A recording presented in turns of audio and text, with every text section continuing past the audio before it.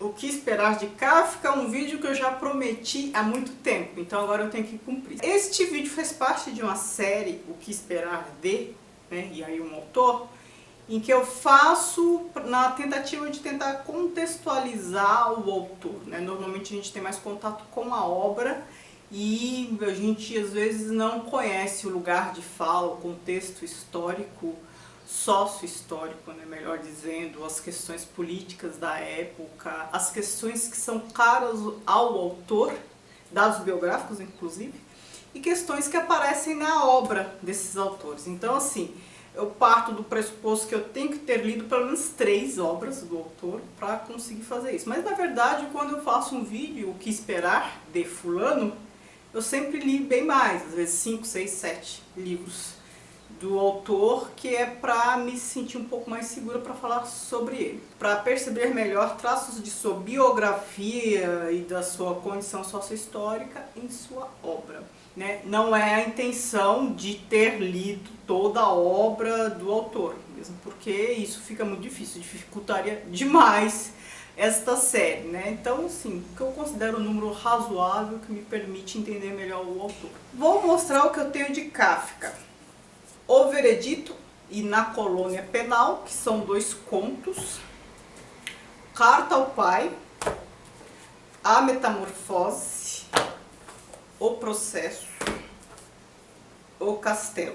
Eu tenho também vários contos do Kafka em e-book. Tem um conto que não está aqui, 2 contos que se destacam muito, que é Um Artista da Fome e A Construção. Esses 2 são bem legais. E a obra do Kafka não é muito vasta, então assim, tudo bem que isso aqui não é tudo, mas isso aqui é o principal, ele tem pouca coisa além disso, né? Tem Na América, pouca coisa além disso, vários contos. Porque ele simplesmente quis que destruíssem tudo que ele produziu. Ele mesmo destruiu algumas coisas e ele deixou com um amigo, o Max Brod, eu acho, pediu que esse amigo destruísse tudo. Ainda bem que ele não destruiu. Ele organizou muita coisa e publicou depois. Então, assim, se dependesse do Kafka, a gente não conheceria Kafka, né? Ainda bem que o amigo foi desobediente. Mas vamos ao contexto histórico de Kafka. Kafka nasceu em 1883 e morreu em 1924, prestes a completar 41 anos. Ele nasceu onde? Na Boêmia. É uma região do que hoje é a República Tcheca, mas na verdade, no momento dele, fazia parte do Império Austro-Húngaro. Então ele falava tcheco. Como fazia parte do Império Austro-Húngaro de cultura germânica, ele também falava alemão. Ele escrevia em alemão. Ele falava tcheco-alemão, acho que é hebraico também, porque ele era judeu, né? Então pensem o conflito desta pessoa. Ao começar por aí, a gente já vê aí vários idiomas, ou seja, ele está num contexto, a gente já percebe por aí, em que é difícil firmar uma identidade, né? O contexto geográfico dele, sócio-histórico, já apresenta algumas dificuldades. Que é bem caro a Kafka, isso aparece muito fortemente na obra dele, a figura de autoridade. Mas que figura de autoridade? Estou falando do pai apenas? Não. O pai, o Estado, a religião, tudo isso pesa. Se a gente parar para pensar nos institutos sociais basilares da nossa vida, que é igreja, religião, família, Estado, tudo isso o oprimia. A começar pelo pai. A gente percebe claramente aqui, em Carta ao Pai, que era uma relação conturbada. O pai dele era muito autoritário, o pai dele era um comerciante bem-sucedido e ele exigia muito de Kafka. A gente percebe isso aqui. Essa é uma carta assim, claro, nunca foi enviada, ainda bem. Teria causado alguma confusão na família. É uma carta muito magoada, em que ele reclama do pai, ele fala pro pai o quão penosa foi a relação, o quão penosa foi a opressão do pai, a autoridade, o autoritarismo do pai na vida dele. Como isso sufocou, como ele se sentiu muito aquém do próprio pai, de não conseguir alcançar, ter o êxito do pai, e como ser cobrado por isso o penalizava. É uma carta assim bem magoada. Então a gente tem a figura de autoridade do pai. Por que a religião para ele também era um peso? Porque ele não se identificava com o judaísmo. E a gente sabe, a cultura judaica ela é bem rigorosa, ela é bem fechada, ainda mais naquele momento. A gente está no momento em que os judeus já estavam sofrendo, aliás, os judeus sempre sofreram, né? Coerção em toda parte, mas ali a gente estava num contexto já bem próximo do antissemitismo marcado do século XX. Né? O Kafka teve sorte, assim, muito entre aspas, de ter morrido de tuberculose em 1924. Se ele tivesse vivido mais um tempo, uns 15, 20 anos, certamente teria morrido num campo de concentração ou qualquer contexto semelhante, como morreram as irmãs dele. As 3 irmãs dele morreram no campo de concentração. Ele não se identificava com a religião, mas aí também o autoritarismo do pai o forçava a seguir, né, pelo menos enquanto ele era criança. Então, assim, ele não se identificava com nada. Por que a figura do Estado o oprimia também? Ele era funcionário público. E assim, eu também sou funcionária pública. Então a gente sabe que é uma máquina opressora, é uma máquina gigantesca, fica num contexto onde tem muita autoridade, mas ninguém é dono, ninguém se responsabiliza pelos maus feitos, você fica um pouco enredado. É uma máquina gigantesca que oprime. Aliás, o Estado é uma carcaça perfeita para fascismo, né? Não é por acaso que o nazifascismo teve tanto êxito. A burocracia do Estado ajudou muito bem a dar certo, né? Dar certo para a concepção de quem planejou. Quem leu Eichmann em Jerusalém sabe que o Eichmann falava, eu só obedecia a ordens superiores, né? Ou seja, ele era um funcionário público que obedecia a ordens. Quem é esse superior? Parece uma figura abstrata, obedecia a ordens, ele era uma peça ali na maquininha. Então, assim, as pessoas se escondem atrás de uma burocracia, uma corporação para agir como age. O fato de ser funcionário público também o sufocava um pouco. Ele era formado em Direito, ele também não se sentia muito confortável com essa profissão. Ele foi trabalhar, ele trabalhou acho que em agência de seguro, alguma coisa assim. Antes de mais nada, eu estive na República Tcheca, acho que em 2015, fiz uma rota de Kafka, passei por vários lugares, almocei em restaurantes, ia cafés e tal. Eu fiz um post sobre isso, vou deixar aqui embaixo para quem tiver interesse em ver. Ele gostava de literatura, mas obviamente ele não tinha o apoio do pai, então ele escrevia as coisas dele, e ele, por essa criação, essa educação toda que ele tinha, ele era muito inseguro. Ele não tinha segurança nenhuma. A figura de autoridade do pai, dentre essas todas, foi a que mais pesou negativamente na personalidade dele, porque a gente sabe, com o pai ele teve contato desde criança e tal, ajudou a formar a personalidade dele, a educação que recebeu do pai e tal, e ele se tornou uma pessoa insegura, principalmente porque se comparava ao pai. É claro que ele não gostava do que ele escrevia, por conta dessa insegurança toda. Ele também não se dava bem em relacionamentos amorosos, ele nunca se casou, ele ficou noivo, mas ele teve namoradas, teve noivas, ele tinha uma compulsão por sexo, enfim, havia um desajuste aí também. Ele não conseguia ficar confortável de forma alguma. Então, a gente percebe que ele precisava escrever para respirar, para se livrar um pouco disso, para cristalizar na escrita.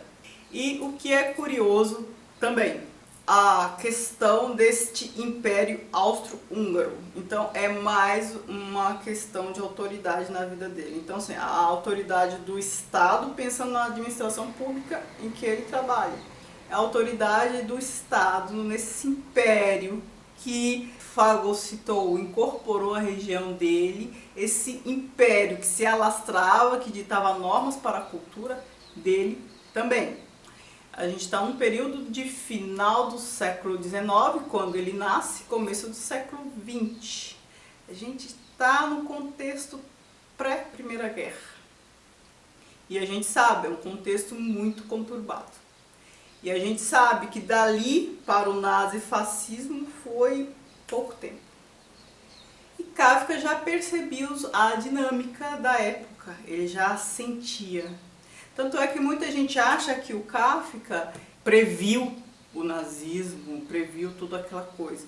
Eu não acho que ele tenha previsto, ele tinha a sensibilidade, a antena da raça, como disse o Ezra Pound. Ele, como artista, ele tinha uma sensibilidade fora do comum, então ele detectava muito rapidamente as coisas que estavam acontecendo. A gente tem mais facilidade para detectar depois que passou, né? E ele não, enquanto as coisas estavam em movimento, ele percebia as coisas. Então, assim, o que ele descreve aqui são questões do momento, porque ele estava percebendo um contexto que não tinha como descambar em outra coisa, a não ser o que descambou, que é o nazifascismo. Já entrando mais nas obras, apresenta tudo isso que eu falei para vocês, tá aqui, de uma forma ou de outra. Pontuando bem duas questões. O absurdo levado às últimas consequências e a questão dessa situação de opressão sufocante, asfixiante. Então, todo esse contexto dele, toda essa história de vida dele, resultam nessas duas coisas de muito peso na vida e na obra, que a gente percebe muito bem. Para entender melhor Kafka, eu teria que explicar um pouco o que foi o romantismo. Para entender melhor o que veio depois do romantismo e por que veio depois do romantismo e por que era como era. Mas não dá, esse vídeo vai ficar longuíssimo se eu explicar um pouco sobre isso. Eu vou explicar um pouco melhor romantismo quando eu fizer O que Esperar de Victor Hugo. Aí lá vai dar para falar melhor. Mas o que interessa aqui? Depois do romantismo, a partir do romantismo, a questão da razão, a questão racional, do neoclassicismo, isso começou a cair por terra. Os românticos, e quando eu estou falando romântico, não estou falando só de uma questão literária ou estética, era uma condição de viver da época. O romantismo é uma escola estética muito forte, que abrangeu muitos aspectos da vida. Não é por acaso que os românticos se voltaram para a Idade Média, porque a racionalidade daquele período, a racionalidade do capital, o excesso de racionalidade, era algo que sufocava, era algo que oprimia. Percebam como isso já é possível fazer um link com Kafka.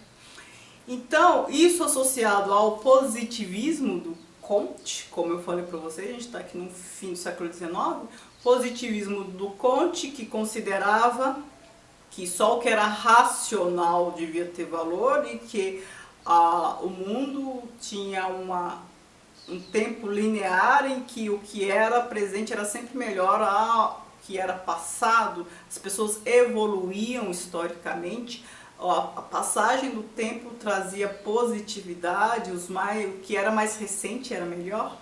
Até hoje a gente tem muito de positivismo aí em nossa vida. Isso foi superado de alguma maneira depois da Primeira Guerra Mundial, foi criticado pelo menos, mas não foi superado totalmente. Hoje a gente vê muito positivismo ainda.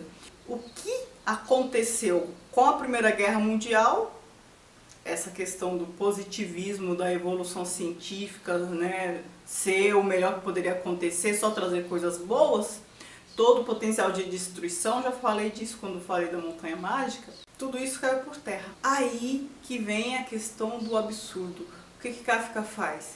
Ele percebe que o racionalismo extremo provoca a monstruosidade, uma falta de sentido. Então o que ele faz? Ele aborda questões cotidianas, naturalizadas ao extremo por conta de um racionalismo e que, se a gente parar para observar, é absurdo. Isso aqui é consequência do que começou lá no romantismo, conforme eu falei. É este absurdo levado às últimas consequências que descambou no nazismo, que eu falei. Por isso que eu estou falando que Kafka não é que ele antecipou. Ele estava ali percebendo a dinâmica do seu contexto, que depois evoluiu, mas não nesse sentido histórico do positivismo, evoluiu no sentido de caminhar apenas, não trazer positividade, evoluiu para o fascismo. Então é um absurdo, um excesso de racionalidade que torna tudo irracional. O racional levado às últimas consequências se torna irracional. Que é isso que o fascismo e o nazismo nos provou. Então o que a gente percebe aqui na obra de Kafka?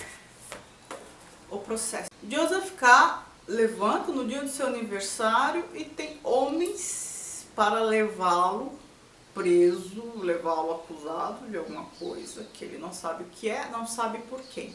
Ele está sendo acusado, não faz a menor ideia do que se trata, todos os passos dele são seguidos, ele vai passando por essa situação o livro inteiro, sem entender o porquê, do que é acusado, quem o acusa, e vai levando a situação. E aqui acontece, como em todas as outras obras do Kafka, acontece algo interessante, que é essa situação do absurdo e a resignação. As personagens do Kafka que sofrem, são vítimas desse absurdo, elas primeiro esperneiam um pouco, mas depois ficam resignadas. Elas naturalizam o absurdo. Então ele começa a conviver com essa condição. Assim como o Castelo também acontece a mesma coisa. Naturaliza o absurdo, depois eu falo um pouco melhor disso. A metamorfose naturaliza o absurdo. A construção também naturaliza o absurdo. Então, é sempre uma situação de uma autoridade que oprime, a pessoa esperneia e depois fica resignado, não reage. Assim como Kafka também não reagiu a nenhuma situação de autoridade. Ele se sentia desconfortável, mas ele não rompeu com o pai, não rompeu drasticamente com a religião, não rompeu com nada. Ele tentou se ajustar às situações que o incomodavam. Os personagens do Kafka também sempre se ajustam às situações. Aqui há um final terrível, ou seja, essa situação de absurdo é levada às últimas consequências. Aqui a gente tem o Gregor Samsa, que trabalha muro de arrimo da família, e um dia ele acorda, começa com ele acordando, e ele percebe que foi transformado num inseto. Todo mundo fala que é barata, né? Mas na verdade não dá para saber que inseto que é, isso não importa. Ele sai da condição de ser humano e se torna algo abjeto. E aí ele estranha, ele ainda tenta, ele fica preocupado com o patrão, que não sei o que. A família descobre depois que ele virou uma barata. A família depois se escandaliza, tenta matar a barata e tal. Depois o que acontece? Ele, barata, ou seja, o que for, o inseto, continua nesta condição e a família também continua, se vira, sabendo que ele é uma barata, que ele não é mais muro de arrimo, que não podem contar mais com ele, a família se vira, aluga parte da casa, ou seja, a família que era meio vegetativa, que dependia dele, reage, toca a vida normalmente e ele continua lá. Ou seja, tudo fica naturalizado, as coisas seguem, é a vida que segue. O Castelo. Um agrimensor é aquela figura que faz aquelas medições topográficas e tal. É chamado, é contratado por um conde de um castelo, e quando ele chega, ninguém sabe do que se trata, ninguém sabe da contratação, ninguém vê o conde, ele não conhece o conde, ele não consegue acessar o castelo. As pessoas estão ali numa região, aqui é uma situação de castelo, uma estrutura medieval, né? O conde, dono praticamente da região, e tudo gira em torno deste castelo, né? Aí tem um vilarejo ali. As pessoas que ele fala não são receptivas a ele, ninguém nunca viu o conde, e aí tem a figura de acho que um assistente do conde, esqueci qual, um funcionário lá de alto escalão do conde, que sempre manda um mensageiro para falar com o agrimensor. Nem acesso a essa figura ele tem, ao funcionário de alto escalão. Então ele passa essa obra toda tentando entrar no castelo e não consegue. Muita gente fala que o castelo é uma metáfora aos inconsciente, que ele tenta acessar o inconsciente. Tem gente que fala que é a burocracia. Eu acho que não é inconsciente, não. Eu acho que é essa questão da autoridade que ele sempre traz nas obras dele. Representações de autoridade, essa autoridade está sempre sufocando, determinando regras, situações absurdas em que o outro tem que se submeter e depois acaba naturalizando. O agrimensor também começa a viver ali, a fazer parte do cotidiano do vilarejo. Todos, né, demonstram que ele não é muito bem-vindo. É uma situação de contradição, fala uma coisa, o que é dito depois é desdito, e ele continua ali. Este livro termina-se no meio de uma frase, né? O Kafka deixou pela metade, assim como o processo também. São escritos reunidos, a ordem foi dada pelo Max Brod. Então, assim, a gente fica com essas coisas meio complicadas. Na colônia penal, a gente tem a situação de um visitante de uma ilha que vai ver como funciona a ilha. Na ilha tem uma colônia penal, né? E lá tem um dispositivo de tortura. Então esse visitante é levado, explicado como funciona todo esse mecanismo de tortura, aí fazem a demonstração e tal. E é uma máquina que eles descrevem com riqueza de detalhes. Aí um preso que foi preso sem nem saber porquê e tal, foi condenado e ele ia ser executado. E a máquina falha na hora da demonstração que esse visitante ia ver. E aí o cara que estava mostrando a máquina, muito orgulhoso desta máquina, vou dar spoiler, não tem jeito para explicar o que eu quero. É o cara muito orgulhoso dessa máquina, percebe que ela falhou e ele se coloca na condição do torturado lá para ver se a máquina... E ele é perfurado pela máquina. Ele morre, não, ele troca de lugar com o cara que era preso para testar a máquina. Perceba o absurdo levado às últimas consequências. Essa situação aqui de tortura dessa máquina faz lembrar o Poço e o Pêndulo do Edgar Allan Poe, porque aqui é uma máquina também que vai descendo, a pessoa ela é torturada, mais torturada no antes, no pré-clímax, do que quando acontece a coisa de fato, né? Essa tensão da espera, de ver que está se aproximando, que mata, acaba com qualquer um.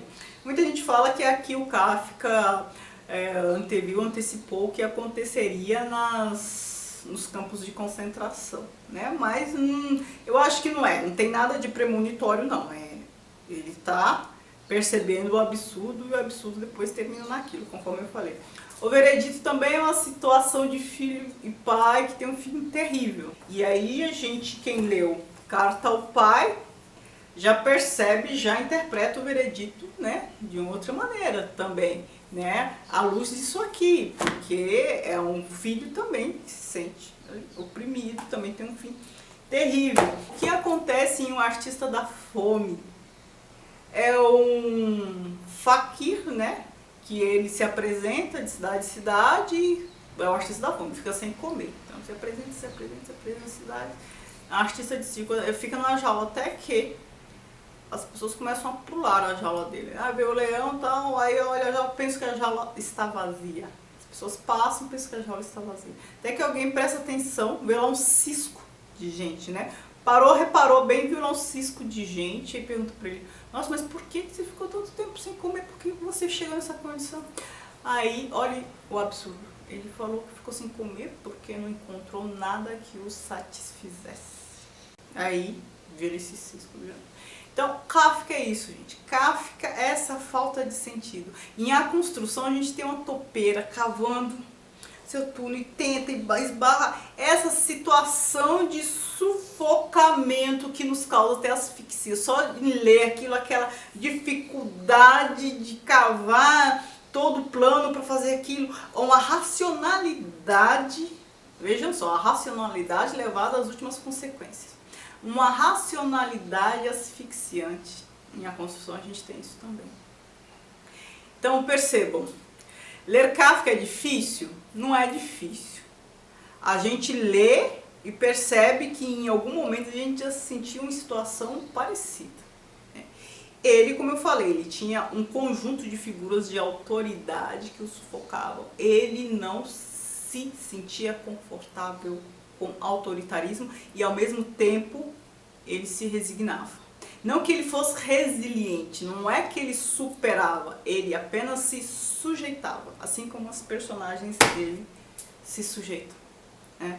Então são essas duas coisas caras, autoridade que sufoca e resignação, e o absurdo levado às últimas consequências. No nosso cotidiano, se a gente parar para pensar, a gente percebe que tem muita coisa absurda levada às últimas consequências, que a gente naturaliza, hein? A gente naturaliza coisa demais. É o cotidiano, a repetição da coisa faz com que a gente ache que aquilo é natural, que sempre foi assim.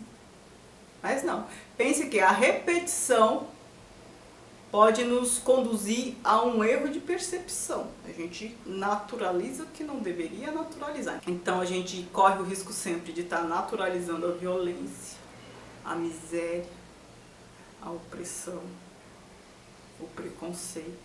Por quê? Isso acontece cotidianamente com muita frequência. E a gente não estranha mais. Naturalizou, assimilou. Ok. Certo? Então o que eu tinha para falar de Kafka é isso. Não sei se ficou faltando alguma coisa. Eu gosto muito de Kafka, ele me ajuda a pensar o cotidiano. Por conta disso que eu falei, é muito absurdo o nosso cotidiano, né? E a gente tem que prestar mais atenção. Eu espero que vocês tenham gostado. Me contem o que vale a pena ler de Kafka, que eu ainda não li. Eu acho que eu li o principal, mas eu gostaria que vocês me contassem o que falta ler e o que vale a pena. Certo? Eu espero que vocês tenham gostado. Eu espero que vocês curtam o vídeo. Não se esqueçam de se inscrever, quem não for inscrito. E de me seguir nas redes sociais, o Instagram e o Facebook, que do mundo